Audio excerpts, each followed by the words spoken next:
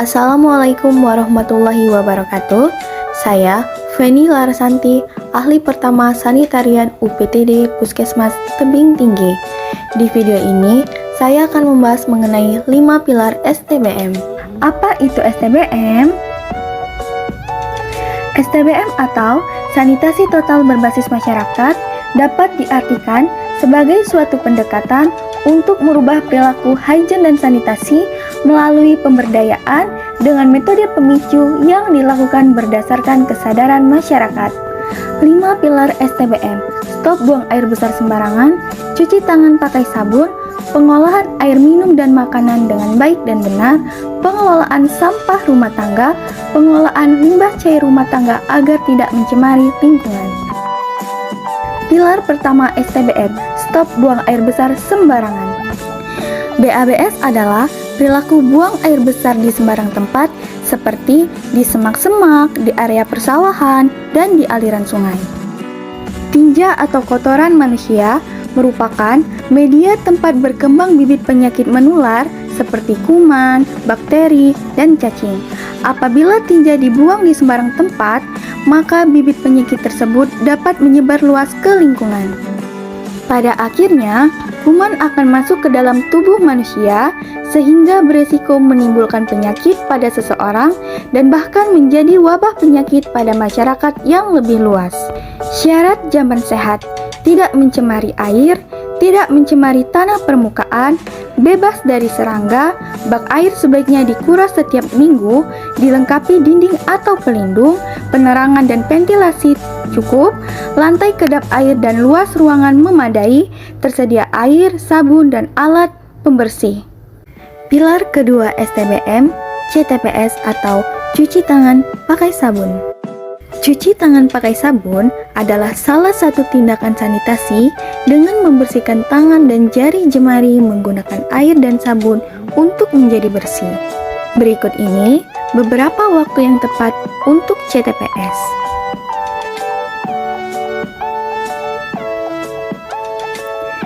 Cara mencuci tangan dengan baik dan benar dimulai dari basuh tangan dengan air, tuangkan sabun secukupnya, dan gerakan pertama yaitu ratakan dengan kedua telapak tangan. Gerakan kedua, gosok punggung tangan yang kiri dan yang kanan. Yang ketiga, gosok selah-selah jari. Yang keempat, jari-jari dalam dari kedua tangan saling mengunci.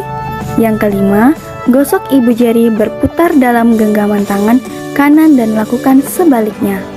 Gerakan yang keenam, gosokkan dengan memutar ujung tangan kanan dan kiri di telapak tangan. Kemudian, bilas kedua tangan dengan air, lalu keringkan dengan handuk ataupun tisu sampai benar-benar kering. Pilar ketiga STBM, pengelolaan air minum dan makanan rumah tangga. Pengelolaan air minum dan makanan rumah tangga adalah suatu proses pengolahan, penyimpanan dan pemanfaatan air minum dan air yang digunakan untuk produksi makanan, serta pengolahan makanan yang aman di rumah tangga. Berikut ini beberapa pengolahan air minum, yaitu dengan cara merebus, kedua dengan cara klorinasi, yang ketiga menggunakan saringan keramik, dan yang keempat dengan cara sodis. Wadah penyimpanan air minum. Wadah yang aman adalah yang bertutup, berleher sempit, bermulut sempit, dan lebih baik jika dilengkapi dengan keran. Air yang sudah diolah disimpan dalam wadah yang bersih dan selalu tertutup. Wadah penyimpanan air minum sebaiknya diletakkan di tempat yang bersih dan sulit terjangkau oleh binatang, serta dicuci setiap 3 hari atau saat air habis. Gunakan air yang sudah diolah untuk bilasan terakhir. Pengelolaan makanan rumah tangga. Makanan harus dikelola dengan baik dan benar, mulai dari pemilihan bahan makanan, penyimpanan bahan makanan, pengolahan makanan, penyimpanan makanan setelah diolah, serta penyajian makanan agar tidak menyebabkan gangguan kesehatan dan bermanfaat bagi tubuh. 5 kunci agar pangan aman. Yang pertama, jaga kebersihan bahan pangan, wadah, peralatan, dan area dapur. Cuci tangan dengan menggunakan sabun, serta jaga area dapur dari hama.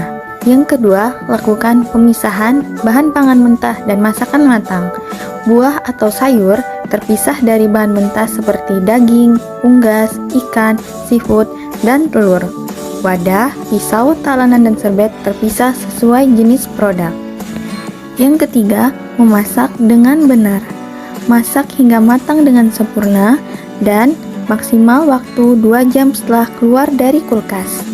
Yang keempat, simpan pada suhu aman di bawah 5 derajat Celcius atau di atas 60 derajat Celcius. Makanan matang maksimal 4 jam di suhu ruangan. Yang kelima, gunakan air dan bahan baku aman. Bahan aman dan berkualitas baik serta gunakan air matang. Pilar keempat STBM, pengelolaan sampah rumah tangga. Sampah merupakan suatu bahan yang terbuang atau dibuang dari sumber aktivitas manusia maupun alam yang belum memiliki nilai ekonomis. Pengelolaan sampah rumah tangga adalah proses pengelolaan sampah dengan aman pada tingkat rumah tangga dengan mengedepankan prinsip mengurangi, memakai ulang, dan mendaur ulang. Pengelolaan sampah yang aman adalah pengumpulan, pengangkutan, pemrosesan, pendaur ulangan, atau pembuangan dari material sampah dengan cara yang tidak membahayakan kesehatan masyarakat dan lingkungan. Adapun pemilahan sampah berdasarkan wadah sampah dan jenis sampah, yaitu untuk wadah sampah berwarna kuning ditempatkan jenis sampah anorganik, contohnya plastik dan kaleng.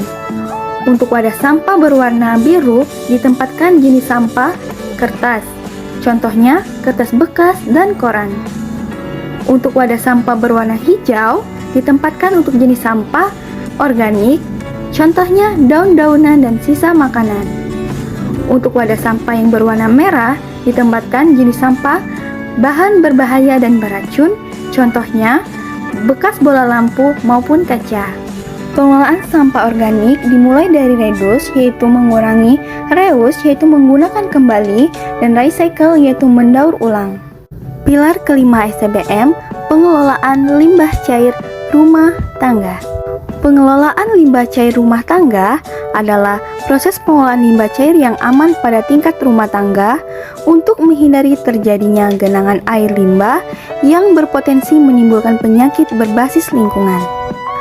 Air limbah cair rumah tangga bisa berupa air bekas memasak, air bekas mandi, dan air bekas mencuci. Limbah yang mengalir ke saluran pembuangan akhir atau got biasanya menimbulkan banyak masalah. Akibatnya, sungai yang menjadi tempat bermuaranya selokan warnanya menjadi coklat dan mengeluarkan bau busuk. Selain itu, bisa menyebabkan ikan-ikan mati. Zat-zat polutan yang terkandung di dalam limbah juga bisa menjadi sumber penyakit seperti kolera, disentri, dan berbagai penyakit lainnya. Pengelolaan limbah cair rumah tangga dapat berupa: yang pertama, dikumpulkan untuk menyiram tanaman atau dialirkan untuk menyiram tanaman. Yang kedua, membuat sumur resapan. Yang ketiga, parit atau pasangan pipa PVC. Demikian 5 pilar STBM yang bisa disampaikan dalam video ini. Mari kita terapkan dalam perilaku sehari-hari supaya lingkungan kita tetap bersih dan sehat.